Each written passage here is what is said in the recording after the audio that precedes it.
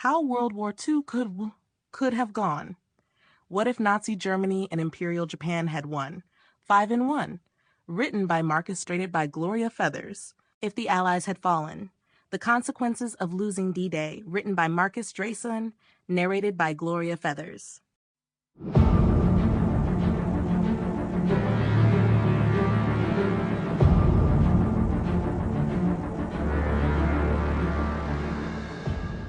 Chapter 1. The Fateful Decision. The success of D-Day was never inevitable.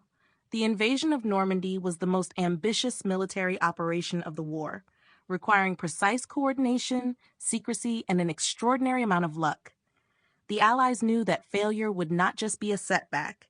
It could mean the prolonged survival of Nazi Germany and a vastly different world order. Every decision leading up to June 6, 1944, carried immense weight as the fate of millions hung in the balance. For months, Allied planners debated the best approach for opening a Western front. The Soviets, engaged in brutal combat with German forces on the Eastern Front, pressured Britain and the United States to act quickly. Churchill, haunted by the disastrous Gallipoli campaign of World War I, feared the consequences of a premature landing.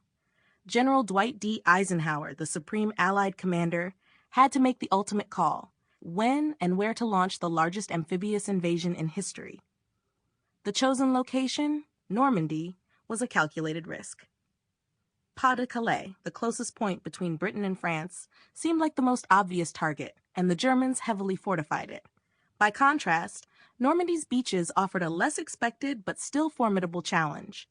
Hitler's Atlantic Wall, a vast network of bunkers, mines, and obstacles, was designed to repel any invasion. The Germans had tens of thousands of troops stationed along the coast, and if they had guessed the true landing site, they could have crushed the invasion before it gained a foothold. Timing was critical. The invasion relied on a combination of moonlight, tides, and weather conditions. A storm in early June threatened to delay the operation indefinitely, but Eisenhower made the call to proceed on June 6, seizing a brief window of improved conditions. It was a gamble.